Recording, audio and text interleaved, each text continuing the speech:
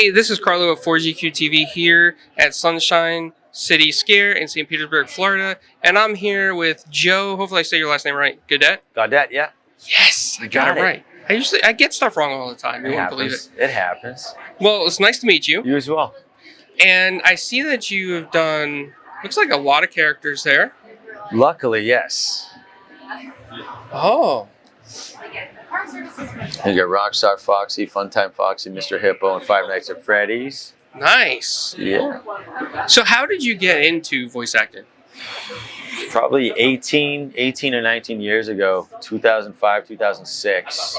Bought a microphone, hid it in my walk-in closet, surrounded by blankets and pillows, and just went on Google and YouTube and just kind of was like, how do I become a voice actor? I just started practicing. And then I went to recording studios in Boston, made friends with people who work there, and I said, hey, listen, I want to learn this. I'll stay after you guys close. I'll sweep the floors. I'll sit around and learn how to do what you do. And I just kind of eventually just figured it out. So, wow, that's determination. Yeah, I didn't want to fail. So I was like, all right, let's make it happen. So yeah. Before you decided to venture into this, did you have like any other careers in mind? No, just acting and voice acting. So, and I've done theater and film and independent films and student films like my whole life. But I thought voice acting it's acting, but I don't have to move to LA. I can build a recording studio in my home in Boston and just pursue it that way. And that's that is what attracted me the most, is that I can work and I can have more opportunities as a voice actor and then make a career at it. So I didn't have to be just another, statistic of waiting tables and hoping for a job in LA. So that's why I kind of decided voice acting. Yeah. Out of all the characters you've done, do you have any favorites? Yeah, I mean, obviously Five Nights at Freddy's Mr. Hippo is like one of my favorite characters, because he's just absent-minded. He rambles a lot, as I tend to do in real life. So that's fun. And then there's a video game I have coming out soon called Slender Threads. And the main character, his name is Harvey Green. It's my voice. So I don't have to put on a voice. I can just worry about the acting and kind of just like become that character. And that's what attracts me most to roles. It's like, how real are they? Because I mean, anybody can do like a silly voice, but like being yourself and playing a role, I find way more joy in that than doing like silly characters, which I love the silly characters, but if I can be as normal as I can to myself, I enjoy that. Yeah. Have you ever gone back and played anything that you voiced in? My kids have. I'm weird like that. So Prodigy Math Game is a pretty popular game in schools. They teach, math and science, all that stuff. So my kids play that, and my kids play all the Five Nights at Freddy's, and I watch them play it, and I just like, I just get anxiety. I remember far back is GoldenEye 64. First player shoot, I got so nervous because there's something claustrophobic about that. And the same thing with Five Nights at Freddy's. It's that first person, I'm claustrophobic. I can't escape it in the game. And it just gives me so much anxiety. So like eventually I'm sure I'll go and play the games I'm in, but I'm just like, I love making them. I love voicing them more than I like playing, if that makes sense. I love the creative part of it, Do you ever feel different when you hear your own voice in these projects? No, because it's almost like I've seen behind the curtain. I know how it's done, so it's not like, oh, that's me. Like the magic has kind of worn off, because I'm like, yeah, I remember doing it. Every now and then I do a lot of commercials, so I drive. I probably hear myself a couple times a week, just going, that sounds familiar. Oh, that's me.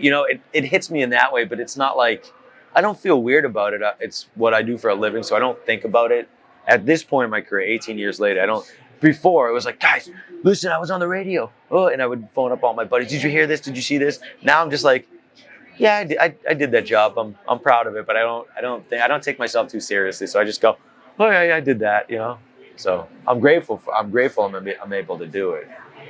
What is the most difficult thing or challenging thing for you with voice acting? Oh, I mean, getting the work is always challenging. It's always, because you could audition, 20 times, 30 times, 40 times a week. Maybe wouldn't hear anything back. It's that constant rejection. But then you get used to the rejection, and then you come up with more challenges. What can I dwell on now? What's difficult now? And I know a lot of voice actors are worried about AI. That's a new challenge. But I don't see it really affecting most work. I can't see ad agencies using AI for commercials. I can't see them using it for animation. Now I can kind of see them using it for like, hey, we need you to do a pickup for this, but you're not available. We'll put your voice in a little generator and we'll use that for the pickup, but we'll also pay you as if you were in. I'm cool with that because that's me. I gave you permission to use that, but we're still being paid. But I don't see AI being as big a problem as people are making it out to be, especially with the regulations coming. So, yeah, that's the way I look at it. Yeah, I think legislation is probably the best way to handle it. Yeah. And the most responsible way. And I agree with you. As long as actors and voice actors get paid as if they were there. Absolutely. Or any creator, any we need animators. There's so many generators that go, oh, yeah, but it didn't come from a human. And coming from humans, it's always more impressive than computers because there's art in there. There's creativity. There's not, oh, some algorithm came out with this. Well, it looks cool. It is impressive, but it's not art to me, you know? That makes sense. Yeah, that's understandable. And plus that, there's a lot more emotion with human involvement in art. 100%. 100%. Yeah. Yeah, and that's what makes your job important, especially to gamers in general, is because the emotion that you put into your characters it speaks to them or it immerses them into the game. Yeah. Yeah.